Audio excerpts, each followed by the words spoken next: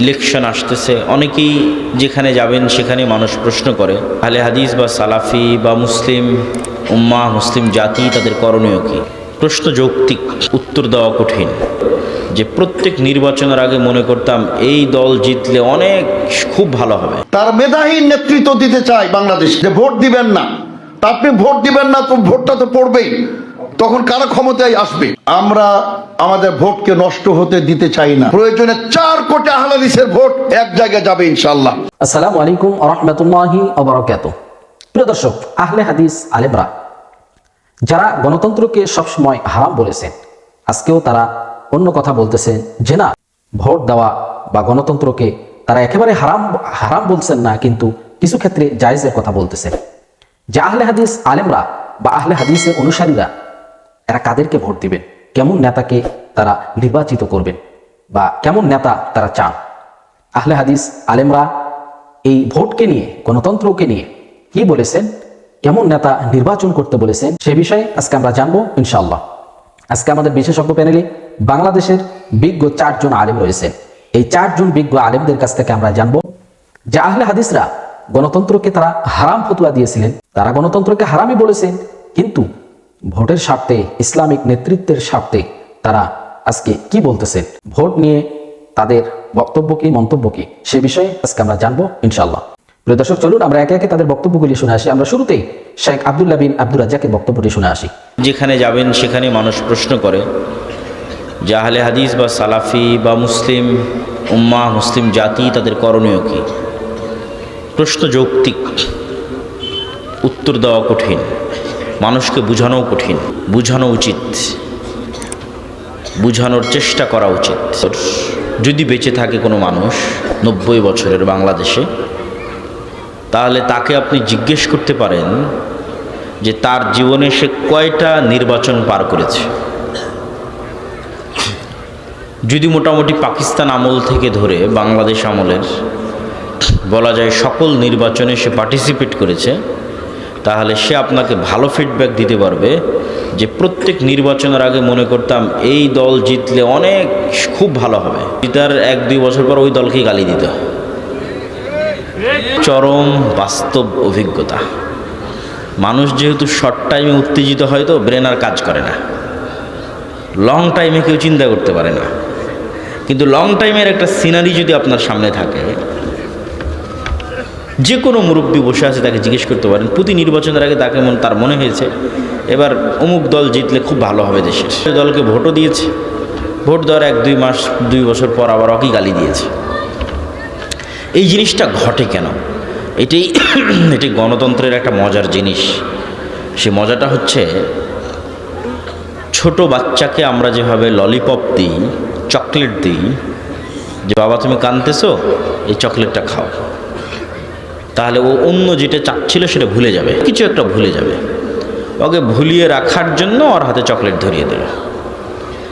তো গণতন্ত্র মানুষের সাইকোলজি বুঝে, যারা গণতন্ত্র তৈরি করেছে তারা মানুষের সাইকোলজি বুঝে, যে মানুষের সামনে কোন মূলা ঝুলিয়ে দিলে মানুষের আবেগকে নিয়ে বারবার খেলা যাবে, বারবার মানুষের আবেগ তৈরি করা যাবে ছোট বাচ্চার মতো, আর বারবার তাকে ইউজ করা যাবে। সে আবেগটার নাম হচ্ছে, এটা একটা আবেগ যে আমি একটা ভোট দিতে পারছি। এই আবেগের মাধ্যমে আপনাকে ভুলিয়ে দেওয়া হবে গত 15 বছর কি হয়েছে, আগামী 5 বছর কি হবে। দেওয়ার পরের দিন থেকেই লাথি শুরু হবে। তারপরে আবার ভাববেন, গালিগালাজ করবেন, অমুক করবেন, তমুক করবেন। আবার যখন ভোট আসবে আবার উত্তেজিত হয়ে যাবেন, আবার সেই দুঃখ কষ্টে ভুলে যাবেন, আরে ভোট তো দিতে পারছি, কি মজা, এইবার শেষ করে দেব। তা ভোট দেওয়ার পর আবার লাথি শুরু হবে। একটা লুপ, ঘুরে ফিরে এক জায়গাতে, ঘুরে ফিরে এক জায়গায়, ঘুরে ফিরে এক জায়গায়। এই জন্য মুসলিম উম্মাহকে চিন্তা করতে হবে লং টার্ম। আমি পছন্দ করি যে আমরাও তো চাই রাষ্ট্রে ইসলাম প্রতিষ্ঠা হোক। উদ্দেশ্য, টার্গেট এক, বুঝার ভুল থাকতে পারে, বুঝার ভুল কম্প্রোমাইজেবল, দাওয়াত দিতে হবে, বুঝাতে থাকতে হবে। তো আমাদের উপরও কেউ কথা এটা চাপিয়ে দিতে পারবে না যে আমরা চাই না যে রাষ্ট্রে ইসলাম প্রতিষ্ঠা করতে হবে। আমরাও চাই রাষ্ট্রে ইসলাম প্রতিষ্ঠা হোক, কিন্তু আমরাও আসলে যথোপযুক্ত উপায়ে সেই লক্ষ্যে কাজ করতে পারছি না। তো এই 16 কোটি মানুষ তো 5ই আগস্ট 36শে জুলাইও বের হয়েছিল। কোনো দাম আছে? কোনো দাম নাই। আপনার ভোটের চারানা দাম নাই, চুল পরিমাণ দাম নাই। দাম ওটাই ঘটবে যেটা প্রথম আলো চাইবে, ওটাই ঘটবে যেটা ব্রাক চাইবে। তাহলে কাজ কি? মুসলমান যে লাফ দিয়ে উঠেই বলে জীবন দিয়ে দিব, এটাই ভুল। ওসমান হাদিও তার বহু বক্তব্য বলেছিল যে জীবন দেওয়া লাগবে না, তোমরা জ্ঞান অর্জন করে একটা কাজ করো।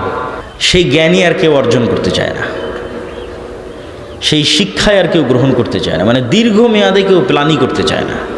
সবারই এখনই দরকার, ইনস্ট্যান্ট দরকার, ইমিডিয়েট দরকার। কিন্তু কেউ জানে না, কেউ বুঝতে চায় না যে এখন ইনস্ট্যান্ট ইমিডিয়েট যেটা পাবেন ওটি যে 2 বছর পর লাথি দিয়ে বের করে দেবে। যে এটাই তো নিয়ম, এটাই তো গণতন্ত্র। আপনার তো দরকার, আমাদের তো দরকার পার্মানেন্ট। এই জন্য আল্লাহ সুবহানাহু ওয়া তাআলা আদম আলাইহিস সালাতু ওয়াস সালামকে প্রাধান্য দিয়েছেন ফেরেশতা এবং জিনের উপর জ্ঞানের কারণে। তলুতকে প্রাধান্য দিয়েছেন জ্ঞানের কারণে, নেতৃত্ব দিয়েছেন জ্ঞানের কারণে। দাউদ সুলাইমানকে নেতৃত্ব দিয়েছেন হিকমাহ, জ্ঞানের কারণে। জ্ঞান শক্তি। জামাত ইসলামী এই জামাতটি হচ্ছে ভারত, বাংলাদেশ, পাকিস্তানের। আর ইখওয়ানুল মুসলিমিন এই জামাতটি হচ্ছে মিশর, সুদান, আরব দেশগুলির। জি হ্যাঁ, দুটোর আকীদা মানহাজ একই রকমের, কোনো পার্থক্য নেই। নামের পার্থক্য, নেতৃত্বের পার্থক্য রয়েছে, কিন্তু তাদের লক্ষ্য, উদ্দেশ্য, আকীদা মানহাজ সবই এক। সুতরাং আমাদের আলোচনা এই দুটো জামাতকে সামিল, যেই জামাতে অনেক বিভ্রান্তি রয়েছে, অনেক আকীদা এবং মানহাজগত ভুল ভ্রান্তি রয়েছে। 1 নম্বর হচ্ছে যে জামাত ইসলামের কাছে সবচেয়ে বড় ইবাদত এবং সবচেয়ে বড় ফরজ কি? সালাফে সালেহিনের মানহাজের উলামায়ে কেরামদের কাছে সবচেয়ে বড় ফরজ কি? বলুন আপনার কাছে, একজন আপনি সালাফের অনুসারী মানুষ, সবচেয়ে বড় ফরজ কি? আকবর ওয়াজিব, সবচেয়ে বড় ফরজ হচ্ছে তাওহীদ প্রতিষ্ঠা করা। আর তাওহীদ যে 3 প্রকার, তার মধ্যে তাওহীদের রুবুবিয়ত, আসমা সিফাত, এগুলি কাফেররা মানত। যদিও আসমা সিফাতে কিছু ভ্রষ্টতা ছিল, কিন্তু তাওহীদের রুবুবিয়ত, আল্লাহ রব, সৃষ্টিকর্তা, এগুলো মানত। তাওহীদে উলুহিয়াতে, ইবাদতে সমস্যা ছিল, তাই না? মুশরিকদের সবচেয়ে বড় ফরজ হচ্ছে কি? তাওহীদ। কিন্তু জামাত ইসলামীদের কাছে, মওদুদের কাছে সবচাইতে বড় ফরজ হচ্ছে ইকামতের দিন। যে সবচেয়ে বড় ফরজ হচ্ছে ইকামতের দিন কায়েম করা, আর সেটা হচ্ছে রাষ্ট্রীয় ক্ষমতা। অথচ রাসূলুল্লাহ সাল্লাল্লাহু আলাইহি ওয়াসাল্লাম মুআয বিন জাবাল রাদিয়াল্লাহু তাআলা আনহুকে যে পাঠিয়েছিলেন ইয়ামানের গভর্নর করে, তো প্রথম কাজটি কি করতে বলেছিলেন? ক্ষমতা, সেখানে গিয়ে ক্ষমতা হাতে নেবে, আর চোরের হাত কাটবে, মদের দোকান বন্ধ করবে, জুয়ার আসর বন্ধ করবে, এগুলো বলেছিলেন। কারণ কিছুদিন আগে এক ভক্ত এরকমই বলছে, ভুল ধরতে গেছে একটি জামাতের, যেই জামাতেরও ভুল আছে, গোমরাহি আছে, কিন্তু আল্লাহকে তৌফিক দিল না যে কি করে শিরক বন্ধ হবে, কি করে মাজার বন্ধ হবে, কি করে পীর মুরিদের গোমরাহি বন্ধ হবে, এই কথা বলার তৌফিক হলো না। কারণ সালাফি মানহাজের সাথে পরিচিত নয় এসব আলেমরা। অথচ তাদেরকে আমাদের কিছু সাদা সিধা বেকুব ভাইরা বলছে সহি আকীদার আলেম। ভোটের মাধ্যমে সরকার গঠন হলে সেই সরকার দিয়ে কখনো কল্যাণ পাওয়া যায় না। যদি কল্যাণ পেতে চায় তাহলে তাওহীদ প্রতিষ্ঠার মাধ্যমে সমাজে কল্যাণ পাওয়া সম্ভব। সিরিয়ার মাটিতে বাশার আল আসাদ সিদনিয়া কারাগার তৈরি করে, বাংলাদেশে আয়নাঘর তৈরি করে মানুষের উপরে অত্যাচার হয়েছে। সিদনিয়া কারাগার তৈরি করে কত মানুষের উপরে জুলুম করেছে, অত্যাচার করেছে, নির্যাতন করেছে। তার মানে যারা শাসক হয় তারা জুলুম করে, তারা অত্যাচার করে, তারা মানুষের উপরে জুলুম অত্যাচার করে।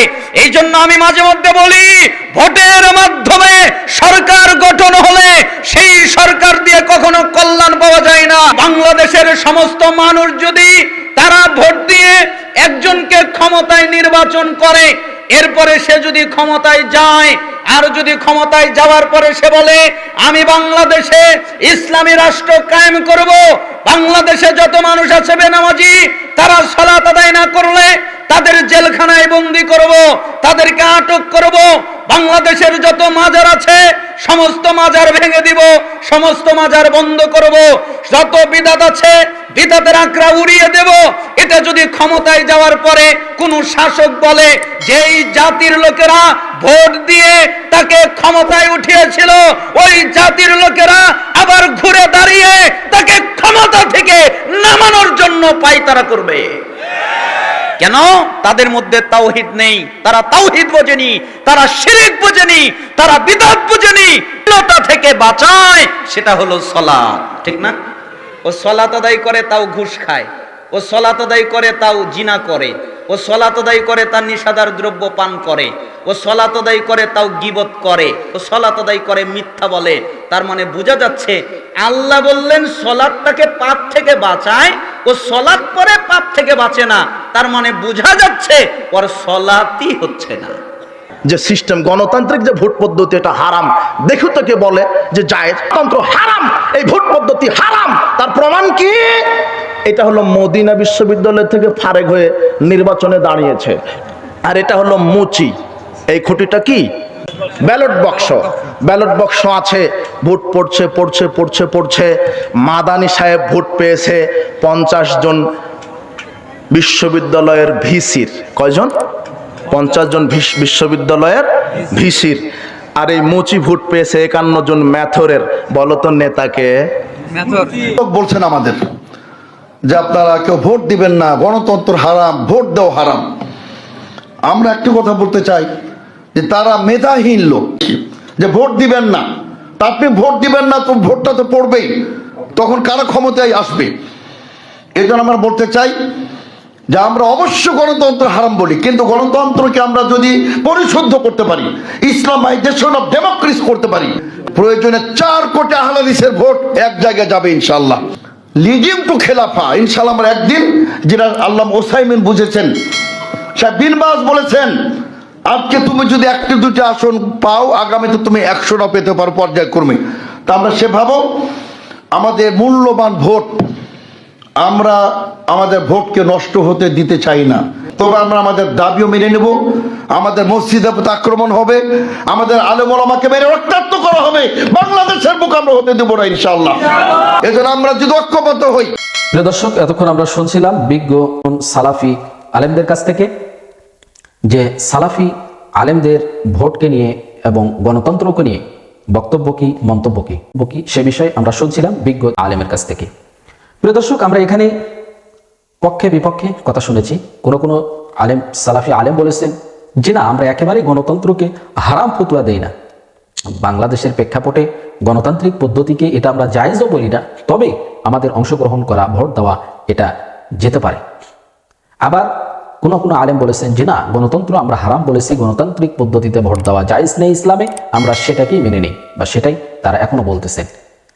প্রিয় দর্শক, এখানে শায়েখ আব্দুল্লাহ বিন আব্দুর রাজ্জাক তিনি অনেক সুন্দরভাবে বুঝিয়ে বলেছেন যে গণতন্ত্রটা আসলে কি, তারা কেন গণতন্ত্রকে সাপোর্ট করে না। বিজ্ঞ আলেম ওলামাগণ পরিষ্কারভাবে বলেছেন। প্রিয় দর্শক, আমরা এখানে বিজ্ঞ আলেমের কথাগুলি শুনলাম। কোন বিজ্ঞ আলেমের মধ্য থেকে যার কথাগুলি কোরআন ও হাদিসের দলিল ভিত্তিক মনে হবে, আমরা তার কথাটাই, তার মতটাই গ্রহণ করে নেব ইনশাআল্লাহ। প্রিয় দর্শক, সর্বোপরি আল্লাহ তাআলার কাছে দোয়া করি, আল্লাহ তাআলা আমাদের সবাইকে সকল প্রকার ফিতনা থেকে আমরা মুসলমান ভাই হিসেবে যেন চলতে পারি, সে তৌফিক যেন আল্লাহ তাআলা আমাদেরকে দান করেন। আল্লাহ তাআলা আমাদের সবাইকে যেন কোরআন ও হাদিসের সঠিক পথে আমাদেরকে যেন পরিচালিত করেন। প্রিয় দর্শক, আজকের মতো এখানেই বিদায় নিচ্ছি। দেখা হবে অন্য কোনো ভিডিওতে।